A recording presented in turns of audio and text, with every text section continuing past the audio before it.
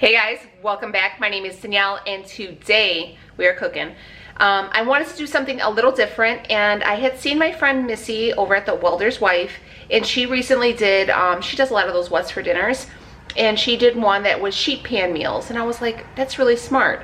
I've done, you know, just regular cook with me's. I've done ones where it was like crock pot meals, and I know some people either don't have a crock pot or they don't feel comfortable like leaving it going while they're, you know, gone for the day or whatever, which I totally understand. So I decided to do sheet pan meals. I'm giving you guys 3 different options, just real easy, you know, kind of drop it on the sheet pan and go. We're gonna be doing some pork chops with some Brussels sprouts with some bacon on there for a meal. I have some like Greek chicken with like a Greek rice that we're going to do. My mind literally went blank. We made eggplant parmesan. Okay, I'm going to tell you something right now. I've never really experimented with eggplant until recently. It is delicious. It is freaking delicious. I made it for me, Rhea, and Leo, and there was no leftovers. Like, it was so good. These are very easy. They do, you know, some of them you're gonna have to do a little prep work, but nonetheless, you throw it on a pan, throw it in the oven, let it go, and you're done, okay? So if you guys are here for it, please stay tuned. If you guys are new, hey, what's up? My name is Danielle, and we do a little bit of everything around here. We do this keto thing a few times a week. So if you guys are new to keto, or, you know, an OG keto or low carb, or just looking for some good recipes to feed your family, you came to the right place. I would love for you to stick around and join the crew. So make sure you hit the notification, you know, hit it, smash it, whatever people say, and then, you know, click the little notification bell so they'll let you know every time I upload, which I do, you know, a few times a week. But all right, I talked enough. Let's get cooking. So our first like 1-pan dish is going to be a keto eggplant parmesan. I've never had this before, but I've done a lot of research, and I've done the like eggplant like frijoles, like the beans.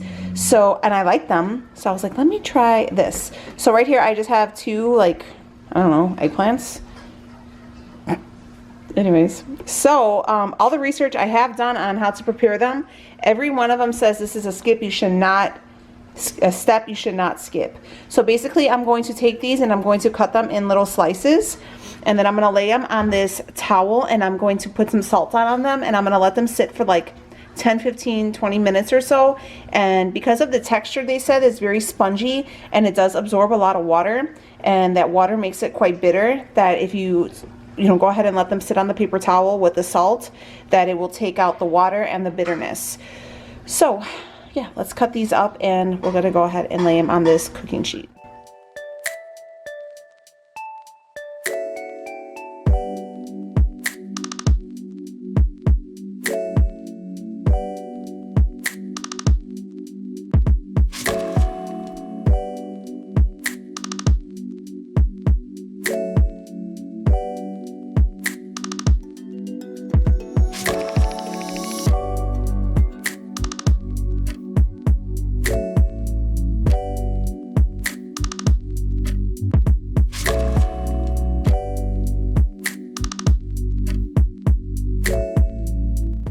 I'm going to use this Himalayan salt, and I'm just going to crack some, I don't know, is that grind some? I don't know, whatever it is called. I'm going to put some of this on there, okay? That's the plan.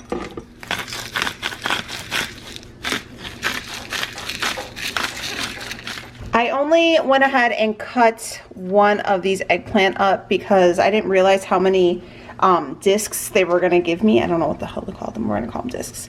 So, and it's only really going to be me, Rhea, and Leo eating this tonight. So it's going to, I don't know. And Leo's coming home late from work, so it's kind of like a kind of try it recipe. You know, I always make like these never made before recipes when I don't have to like serve like a big, like it's not for the whole family. Like it's Friday, so it's kind of like eat what you want night, and it's cold, so I made my girls soup. And yeah, so this is what we're having. But I did notice, look at how much water it's already giving off.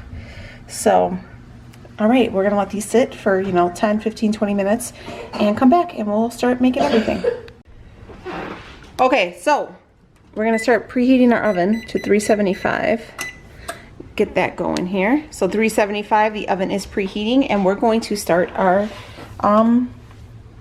breading, I guess. So right here I have an egg. These are 3 eggs, but that one had a double yolk. And then I put a little splash of water in there just to kind of thin it out a little bit.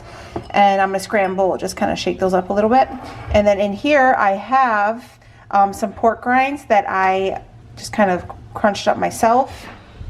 These are the ones I use. Let me show you. They are the big sheet pork rinds, but you can use any kind you want.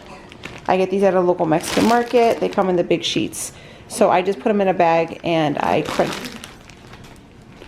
them in a bag and I just kind of beat them up, and yeah.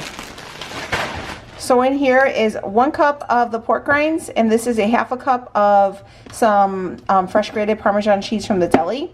So I have that in there, and then we're going to season it with a couple sprinkles of parsley, some Italian seasoning, garlic, I don't want that,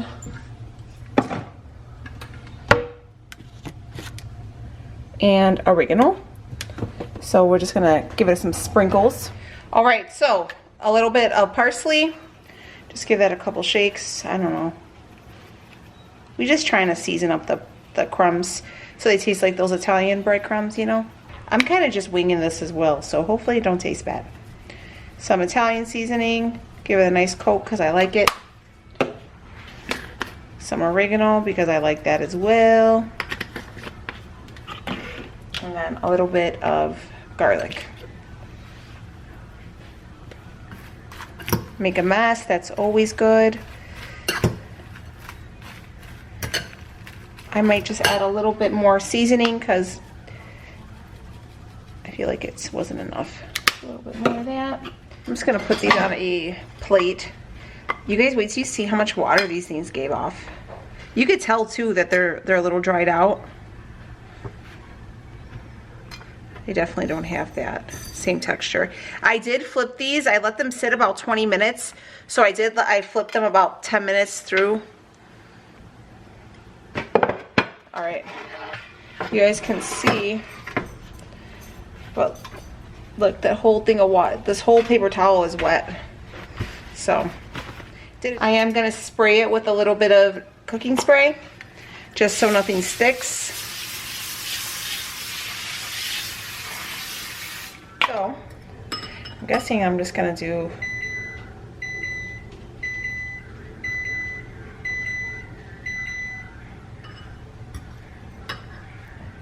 alright, so they're not sticking as well.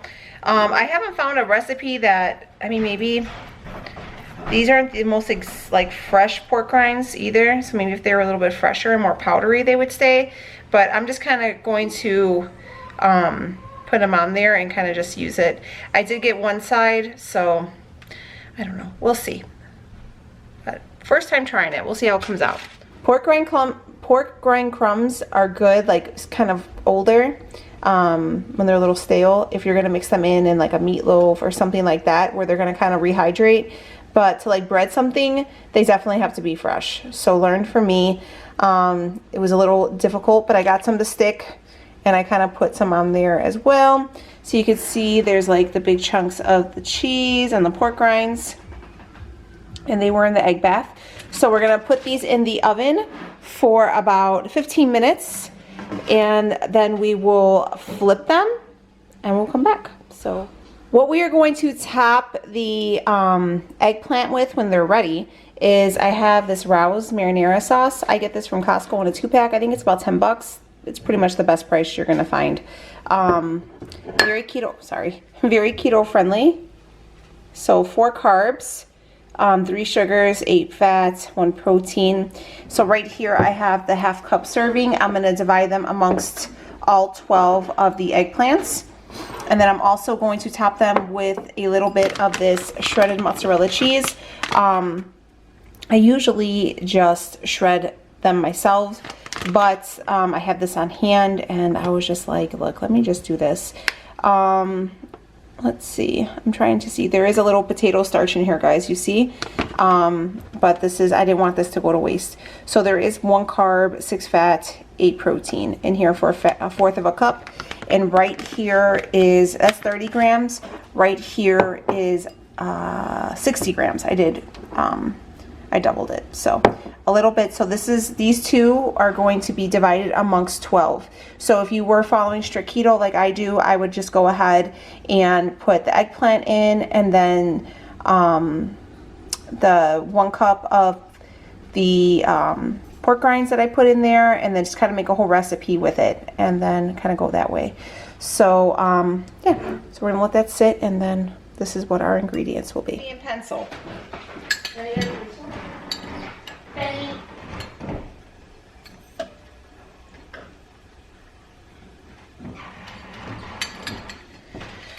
Okay, so I have my sauce. I was gonna throw them back in, but I decided against it. I'm gonna toss my sauce and everything on there first, and my cheese, and then I'm gonna put them back in there for like another 10 minutes. So right here is that Rao's marinara. I'm gonna start off with a tablespoon on each, just to make sure everything gets coated. So you can see everything has a nice little covering of the marinara sauce. So it's looking real good.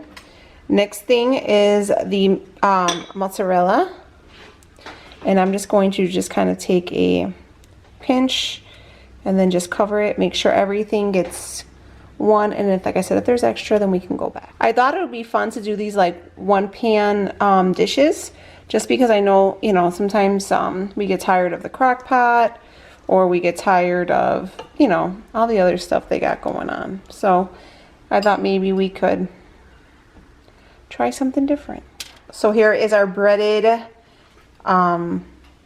eggplant, and then I topped it with marinara and some mozzarella cheese, and we're going to throw that back in the oven. The oven is still set at 375 for about 10 minutes, or until it's like real bubbly and, you know, to your desired look. Okay, so let's put these bad boys in. Okay, so this is about 13 minutes later, and they are pulled out and looking and smelling so good. So Rhea wants to be the first one to try them, so I'm going to plate them up. Okay, so they are nice and thick. They still got a little bit of a bite to them, like a little crunch when I was cutting into them. Okay, Rhea's gonna try it. She's going to a football game, that's why. Really good. Yeah? Yeah. You like, does it have a crunch to it, or? Yeah, it does. The sauce, like the eggplant tastes really good? So you recommend this one? It's hot? All right, she said it's a 10 out of a 10. Let me try. Can I just cut me a little piece? Absolutely, guys. Delicious. I've never had this before, eggplant parm. This is so good. Okay, recommend this one. So this is, what do they call it? One pan dish meal numero uno. We are jumping into meal number 2. We're gonna go ahead and preheat this oven at, let's see, I don't know, 400 degrees? Yep, 400 degrees. And yeah, so we're gonna get that preheated, and we are going to make pork chops. What we use is this boneless pork loin, and how we do it is we will take half of it and put half away for a roast, and then the other half we'll make pork chops with. We have some Brussels sprouts that I found on sale at Whole Foods, believe it or not. We're gonna make some of those with some bacon. But yeah, so it's gonna be a lot of pork today. So I have Leo just chopping up these pork chops pretty thick. We like our pork chops thick. Yeah, he's slicing it. So that's also a hack for you guys to save some money. Just go ahead and buy one of these pork loins, and you can make 2 meals basically out of them. I am going to spray this cooking dish, or this cooking pan, with a little bit of nonstick spray, and we're going to put a little bit of extra virgin olive oil and this sweet heat rub. It's a rub that I've made plenty of times before. I'll link it down below. And we just go ahead and make sure the pork chops are coated. So first things first is he will just drizzle a little bit of extra virgin olive oil, rub it in real good, and then we're going to sprinkle some of the sweet heat barbecue rub on there. This rub is keto friendly, so if you guys were interested, it's also really, really good. But yeah, we're gonna coat both sides, and yeah, we're gonna stick those in the oven. You just got to be careful with pork, because you can overcook it and dry it out. So you never want to do that. But yeah, so we're going to go ahead and season both sides, toss them in the pan, and then we will put those in the oven.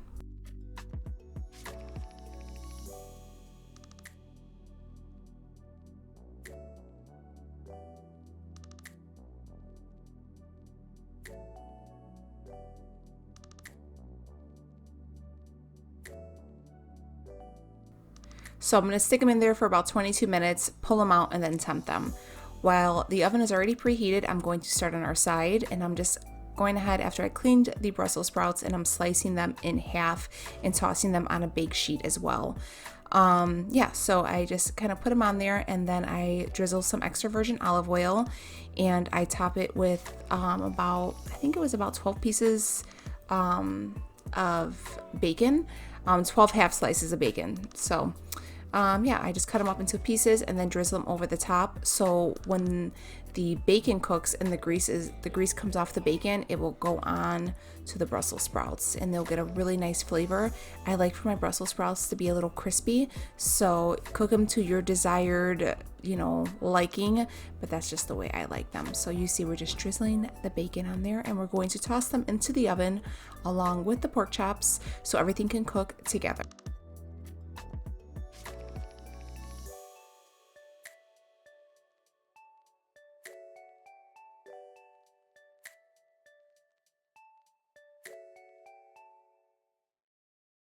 So I tempted them.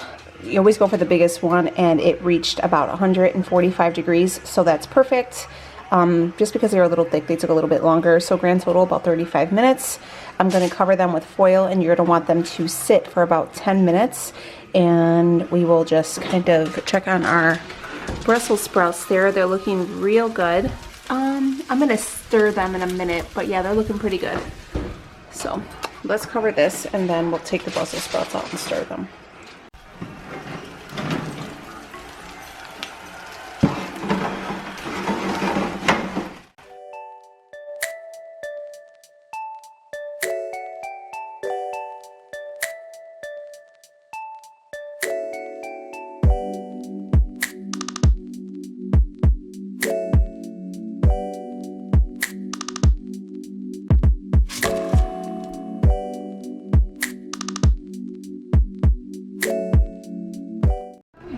Okay, so here is our plate. We have one pork chop right there, and then we have a serving of the Brussels sprouts with the bacon. And that's a full meal. So all you really had to do was season up some pork chops, throw them in the oven, temp them, let them sit, and then same thing, cut up a couple of Brussels sprouts and some bacon, and just let it do its thing. Very simple. Basically just cutting up and letting it do its thing, and you got yourself a meal. But I am going to make these barbecue pork chops, so we are using the G Hughes. I totally used a Primal Kitchen one. My order has yet to come in, so we're going to use what we got and just put the serving size on here, and that's going to be one pan dish number 2.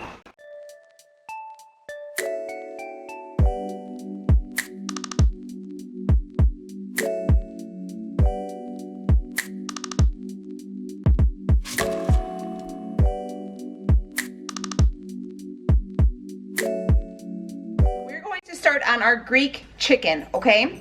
I'm gonna make this a little differently. You could usually, typically I would go ahead and kind of put some extra virgin olive oil on here. Instead of doing that, I am going to baste them in some butter. This is 2 tablespoons of Carrie's Gold butter. So we're gonna baste them in that, and then we are going to, these are patted dry as well. So these are boneless chicken thighs, okay? And I patted them dry so the the seasoning stick. I have a couple lemons, so we're going to zest the lemons around here. So we'll probably use 3 lemons. We're going to zest them with this little contraption right here, a zester, and just kind of put it all around. And then we're going to take the actual lemons and we're going to squeeze the juice on there as well. And yeah, we're going to add a little bit of garlic, a little bit of salt, a little bit of pepper, and some fresh oregano. Okay, so first things first, we're going to take our stuff right here, and we're going to baste these bad boys. This is the first time I'm doing it like this, so I just thought it would be good, just because these are boneless, so they're not going to have as much flavor as the boned-in chicken thighs. So I figured I would add the flavor back in with the butter. So I'm hoping that it works out nicely. All right, so we have the butter on there. So hold on. So you can see it's nice and coated because the chicken is a little cold, so it's gonna thicken up on there. I'm gonna preheat my oven to 375. We're preheating the oven to 375 degrees. These are gonna cook for about 45 minutes, low and slow, especially since they're boneless. We don't want them to dry out, okay? All right, next thing we are gonna do is we're going to zest our lemons. Oh man, this is like the shittiest zester in the world. So you just wanna get the yellow, okay? This is also the shittiest zester I've ever seen in my entire life. This is definitely not Rachel Ray quality. But a lot of your flavor comes from the zest of the lemon. I feel like I know what I'm talking about. Just kind of go through and make sure everything's got a nice little... Okay, so you could see we just have a little bit of zest on each piece. So we're going to take our lemons now, and I have one of these lemon squeezers just because it helps catch the seeds as well. And just kind of, I love, depending on how juicy your lemon is how many you're going to use, okay? So I just like to make sure mine has a nice little coat. You can always add more lemon once it's done cooking, which is what I usually do. I grew up on Greek food, so I'm here for it. So with my second lemon, I'm gonna go ahead and just slice it into thin slices, and I'm going to top my chicken with them. All right, so before we chop it with the lemon piece, that's gonna go on last. We're gonna sprinkle some garlic, give that a nice coat. Greek food is very much lots of garlic, a little bit of salt. This is just sea salt, just a little bit of black pepper. All right, next thing is some fresh ground oregano. You guys can see it's nice and dried. This is Mexican oregano, but it's all good. So since it is dried out like that, you're gonna crush it with your hands and kind of sprinkle it. You just want to make sure everything gets a nice little coat, okay? So, looking fabulous. We got some butter on there. Okay. We're gonna take our lemon slices and we're just gonna drop them. Okay, so you can tell right here, I have about 2 tablespoons of Kerry's butter melted, and I basted my chicken thighs with that. And then I coated them with a little bit of lemon zest, some garlic, some salt, some pepper, lemon juice, a little fresh oregano, and then I topped it with a fresh slice of lemon. So we're gonna see how it turns out. We're going to toss these in the oven, 375 for about 40 minutes, okay? So low and slow so they don't dry out. So here they go in. Okay, we're gonna pull out our chicken. Got the honey right here.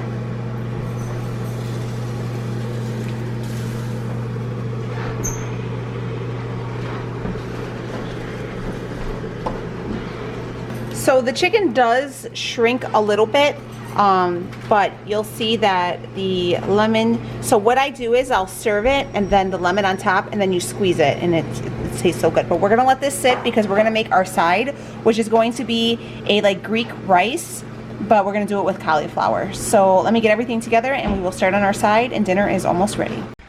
So right here I just have like a little, what kind of pot is this? I don't know, like a little pot. I don't know, a stock pot. I don't know. I don't know the name of pots. But I'm going to take just a little bit of our extra virgin olive oil here, and I'm going to drizzle it on the bottom of our pan because we're going to cook up our cauliflower rice. We're going to turn our burner on to medium, and we're going to dump our rice in there.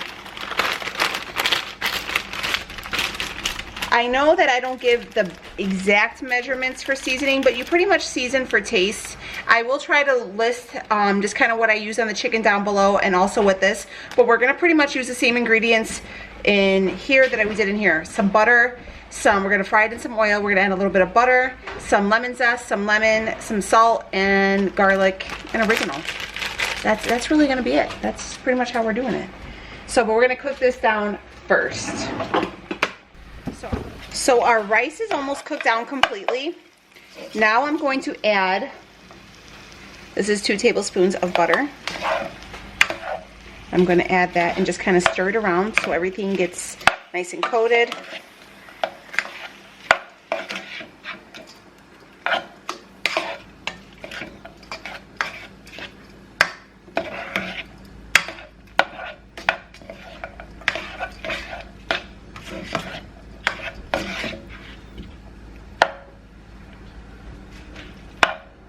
We are going to take the zest of 1 lemon, like half of the zest. Half a lemon in there initially, just because Leo doesn't like stuff too lemony, which I love a lot of lemon.